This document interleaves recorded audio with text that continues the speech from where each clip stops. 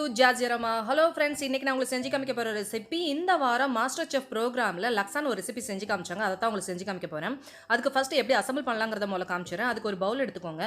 அதுல வந்து நான் ஃப்ளாட் ரைஸ் நூடுல்ஸ் வந்து வேக வச்சு எடுத்து வச்சிருக்கேன். அத கொஞ்சம் தேவையான அளவுக்கு சேர்த்துட்டு அதுக்கு அப்புறம் லக்ஸான ஒரு குழம்பு செஞ்சிருக்கோம். அந்த குழம்புல உள்ள fish, prawn அதுக்கு அப்புறம் prawn tikka வந்து செஞ்சு வச்சிருக்கோம். அதையும் இதோட சேர்த்துக்கலாம். அதுக்கப்புறம் ஒரு முட்டையை நான் வேக வச்சு எடுத்து வச்சிருக்கேன். அதை ஹாஃபாக கட் பண்ணி சேர்த்துக்கலாம். இதுக்கு பதிலாக நீங்கள் ஹாஃப் ஆயில் கூட சேர்த்துக்கலாம். அப்புறம் மேட்டாப்பில் கொஞ்சம் போல் மல்லித்தலையை தூவிக்கோங்க. இதுக்கு பதிலாக ஸ்ப்ரிங் ஆனியன் கூட சேர்த்துக்கலாம். சேர்த்துட்டு தேவையான அளவுக்கு இந்த லக்ஸா குழம்பை ஊற்றிட்டு சாப்பிட்டோன்னா சூப்பரான மலேசியன் ரெசிபி வந்து ரெடி ஆயிரும். இது எப்படி செய்யலாங்கிறத வாங்க வீடியோக்குள்ளே போய் பார்க்கலாம்.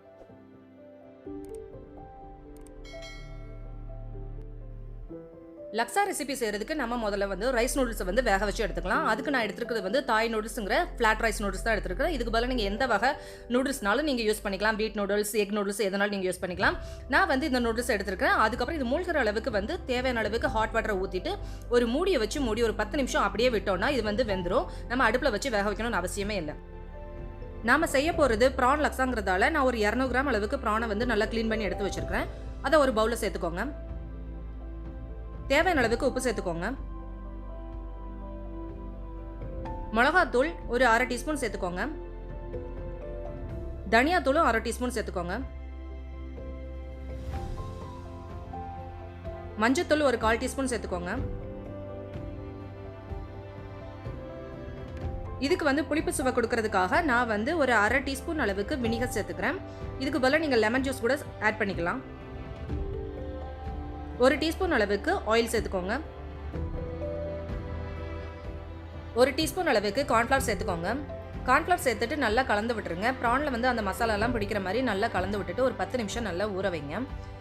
10 நிமிஷம் ஊறினா தான் நம்மளுக்கு வந்து இந்த ப்ரான் டிக்கா வந்து செய்கிறதுக்கு நல்லா டேஸ்ட்டாக இருக்கும். உப்பெல்லாம் நல்லா பிடிச்சிக்கிட்டு டேஸ்ட்டாக இருக்கும்.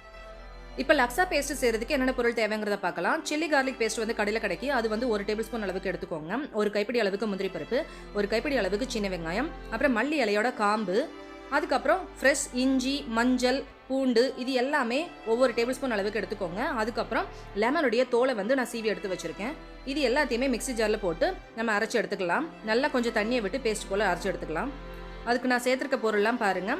இஞ்சி, மஞ்சள் இது எல்லாமே ஒவ்வொரு சின்ன சின்ன துண்டு சேர்த்தா மட்டுமே போதும். ரொம்ப அதிகம்லாம் சேர்க்க வேண்டாம். அப்புறம் ஓவர் ஃப்ளேவர் ஆகிடும். இந்த இடத்துல வந்து நீங்கள் வந்து லெமன் கிராஸும் அப்புறம் காலங்கள்னு இந்த 2 ஐட்டம் உங்களுக்கு கிடச்சிச்சின்னா அதுவும் ஆட் பண்ணிக்கோங்க. நல்ல ஃப்ளேவராக இருக்கும். அதுக்கப்புறம் நான் வந்து இந்த காஞ்ச மிளகாய் வந்து வெந்நீர் ஊற்றி நல்லா வந்து ஒரு 1/2 மணி நேரம் ஊற வச்சு எடுத்திருக்கேன். அதில் உள்ள விதையெல்லாம் கொஞ்சம் ரிமூவ் பண்ணிவிட்டு நம்ம இதோட சேர்த்து நல்லா பேஸ்ட் போல் அரைக்கணும். இப்போ 1 டீஸ்பூன் அளவுக்கு தனியாத்தூள் சேர்த்துக்கோங்க.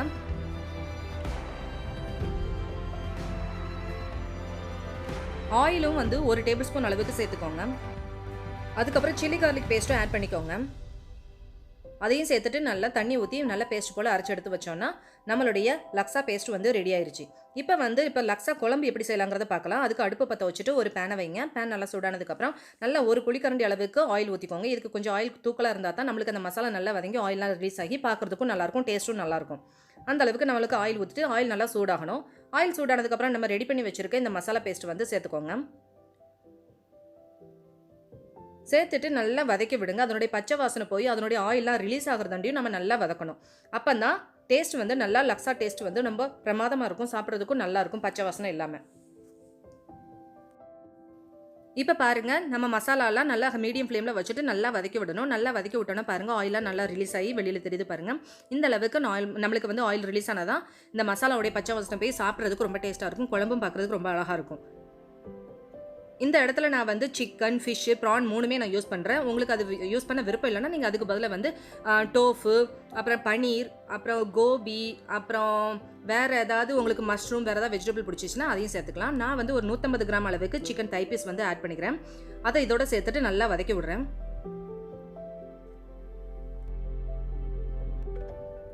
இப்போ பாருங்கள், நல்லா சிக்கன் வந்து ஒரு 5 நிமிஷம் நல்லா வதக்கி விட்டாச்சு. ஆயிலாக ரிலீஸ் ஆயாச்சு. இப்போ வந்து ஒரு 300 ml அளவுக்கு நான் தேங்காய் பால் எடுத்து வச்சுருக்கேன். அதை வந்து இதோட சேர்த்துக்கலாம். இது வந்து ஒரே பாலாக தான் எடுத்து வச்சுருக்கிறேன். அதை இப்போ இதோட சேர்த்துட்டு நல்லா கலந்து விடலாம். வீட்டில் தேங்காய் பால் எடுத்தாலும் சரி, கடையில் டின்னில் கிடைக்கிற தேங்காய் பால் ஊற்றினாலும் சரி, டேஸ்ட் வந்து நல்லாவே இருக்கும். இப்போ சேர்த்துட்டு நல்லா கலந்து விடுங்க. மாஸ்டர் செஃப் ப்ரோக்ராமில் வந்து இந்த லக்ஸா ரெசிபிக்கு வந்து ஃப்ளேவர் கொடுக்கறதுக்காக அவங்க வந்து பைனாப்பிள் பீல் பண்ணது, அப்புறம் ஆனியன் பீல் பண்ணது, அதோட அந்த ப்ரானுடைய அந்த தோல் இது எல்லாத்தையுமே வேக வச்சு எடுத்த ஸ்டாக் வந்து ஆட் பண்ணாங்கன்னு சொன்னாங்க. நம்மளுக்கு அந்த மாதிரி ஆட் பண்ணுறதுக்கு விருப்பம் இல்லை, பிடிக்கலைன்னா கடையில் வந்து சிக்கன் ஸ்டாக் க்யூப்ஸ் வந்து கிடைக்கும். அதையும் நீங்கள் இந்த மாதிரி வாட்டர் விட்டு ஆட் பண்ணி ஊற்றிக்கலாம். நான் வந்து அந்த மாதிரி தான் ஊற்றிருக்கிறேன். அப்படி இல்லைனா உங்களுக்கு வெஜிடபிள் ஸ்டாக் வந்து வீட்டில் நீங்கள் வேக வச்சது இருந்ததுன்னா அதையும் சேர்த்துக்கலாம். நான் இதுக்கு வந்து இந்த லக்ஸாக்கு வந்து ப்ரான் ஃப்ளேவர் இருக்கணுங்கிறதுக்காக நம்ம ஊற வச்ச ப்ரான் டிக்காலேருந்து ஒரு 3-4 பீஸ் வந்து இந்த லக்ஸா குழம்புல வந்து நான் ஆட் பண்ணிக்கிறேன். அதுக்கப்புறம் நான் ஏற்கனவே வந்து ஃபிஷ் வந்து போன்லெஸ் ஃபிஷ் க்யூப் வந்து நான் இந்த மாதிரி மசாலா தடவி வச்சுருந்தேன், அதையும் நான் இதோட சேர்த்துக்கிறேன். ஃபிஷ் விருப்பப்பட்டீங்கன்னா சேர்த்துக்கோங்க, இல்லைனா வேண்டாம், இது ஆப்ஷனல் தான். இதில் வந்து ப்ரானும் சிக்கனும் சேர்த்து பண்ணும்போது அதனுடைய ஃப்ளேவர் வந்து இன்னும் கொஞ்சம் ரொம்ப நல்லாயிருக்கும். ட்ரெடிஷ்னலாக செய்கிறவங்க வந்து இதில் ஸ்ரிம் பேஸ்ட்டுன்னு ஒன்று ஆட் பண்ணுவாங்க, அது கொஞ்சம் காட்டமாக இருக்கும். அந்த ஃப்ளேவர் சில பேருக்கு பிடிக்காமல் போகும், அதனால் அது வேண்டாம். அதுக்கு பதிலாக நான் வந்து ஃபிஷ் சாஸ் வந்து ஆட் பண்ணியிருக்கேன். 2 டேபிள் ஸ்பூன் அளவுக்கு ஃபிஷ் சாஸ் வந்து இப்போ ஆட் பண்ணிக்கோங்க. அதுக்கப்புறம் 1 டீஸ்பூன் அளவுக்கு சோயா சாஸும் ஆட் பண்ணிக்கோங்க. அதுக்கப்புறம் ப்ரௌன் சுகரும் 1 டீஸ்பூன் அளவுக்கு ஆட் பண்ணிக்கோங்க. கோகோனட் மில்கோட இந்த ப்ரௌன் சுகர் ஆட் பண்ணும்போது டேஸ்ட் கொஞ்சம் நல்லாயிருக்கும். தேவையான அளவுக்கு இப்போ உப்பும் சேர்த்துக்கோங்க. சேர்த்துட்டு நல்லா கொதிக்க விடுங்க.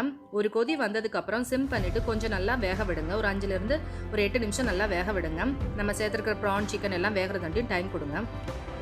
இப்போ நம்ம வந்து ப்ரான் வந்து மேரினேஷன் பண்ணி வச்சுருக்கோம் இல்லையா, அதை இப்போ ரோஸ்ட் பண்ணி எடுத்து வச்சுக்கலாம். ப்ரான் டிக்கா வந்து ரெடி பண்ணிடலாம். அதுக்கு வந்து ஒரு பேனில் வந்து ஆயில் ஊற்றிட்டு நம்ம ரெடி பண்ணி வச்ச ப்ரானை வந்து இதில் போட்டு 2 பக்கமும் நல்லா டோஸ்ட்டாக விடுவோம். நல்லா டோஸ்ட் ஆயிடுச்சுன்னா நம்மளுடைய வந்து ப்ரான் டிக்கா வந்து ரெடி ஆயிரும். இப்போ பாருங்கள், எல்லாத்தையும் நம்மள அசம்பிள் பண்ணியாச்சு. நல்லா இந்த மாதிரி வச்சு நல்லா ஒரு சைடு நல்லா ரோஸ்ட் ஆயிடுச்சு. இப்போ திருப்பி விட்டுக்கலாம். அதுக்கப்புறம் இன்னொரு சைடும் நல்லா ரோஸ்ட் ஆகணும். ப்ரான் வந்து வேகிறதுக்கு ரொம்ப நேரம் ஆக போகிறது இல்லை. 2 பக்கமே ஒவ்வொரு நிமிஷம் வச்சு எடுத்தாலே போதும், ஈஸியாக ரோஸ்ட் ஆயிரும். இப்போ 2 பக்கமும் ரோஸ்ட் ஆயிடுச்சுன்னா நம்மளுடைய ப்ரான் டிக்கா வந்து ரெடி ஆயிடுச்சு. இப்போ வந்து லக்ஸா குழம்பும் ரெடி ஆயிடுச்சு. கெட்டியான தேங்காய் பால் வந்து ஒரு 1/4 கப்பு சேர்த்துட்டு நம்ம அடுப்பை ஆஃப் பண்ணியாச்சுன்னா நம்மளுடைய லக்ஸா குழம்பு வந்து ரெடி ஆயிடுச்சு. இதை எப்படி அசம்பிள் பண்ணலாங்கிறத நான் வீடியோடைய ஆரம்பத்திலேயே நான் உங்களுக்கு காமிச்சிருப்பேன். திரும்பவும் பாருங்கள். நான் வேக வச்சு எடுத்து வச்ச இந்த நூடுல்ஸை சேர்த்துட்டு அதுக்கப்புறம் அந்த லக்ஸா குழம்புல உள்ள சிக்கன், ஃபிஷ்ஷு, ப்ரானு எல்லாமே சேர்த்துட்டு அப்புறம் நம்ம ரெடி பண்ணி வச்ச ப்ரான் டிக்காவும் சேர்த்துட்டு வேக வச்ச முட்டையும் சேர்த்துட்டு அதுக்கப்புறம் தேவையான அளவுக்கு குழம்பு, கொத்தமல்லி இலை, அதுக்கு பதிலாக நீங்கள் வந்து ஸ்ப்ரிங் ஆனியன் அப்புறம் பீன்ஸ் ஸ்ப்ரவுட் கிடைச்சாலும் அதையும் சேர்த்துட்டு நீங்கள் பரிமாறினீங்கன்னா சூப்பரான நம்மளுடைய லக்ஸா வந்து சாப்பிட்றதுக்கு ரெடி ஆயிரும். சூப்பரான மலேசியன் ரெசிபியும் கூட இது. இதை நீங்களும் உங்கள் வீட்டில் ட்ரை பண்ணி பார்த்துட்டு எப்படி வந்துச்சுங்கிறது எனக்கு கமெண்ட் பண்ணி சொல்லுங்கள். இந்த ரெசிபி உங்களுக்கு பிடிச்சிருந்துச்சுன்னா உங்கள் ஃப்ரெண்ட்ஸுக்கு ஷேர் பண்ணுங்கள், லைக் பண்ணுங்கள், கமெண்ட் பண்ணுங்கள், சப்ஸ்கிரைப் பண்ண மறந்துடாதீங்க. உங்களை நெக்ஸ்ட் வீடியோவில் சந்திக்கும் வரை பாய் அண்ட் தேங்க்யூ.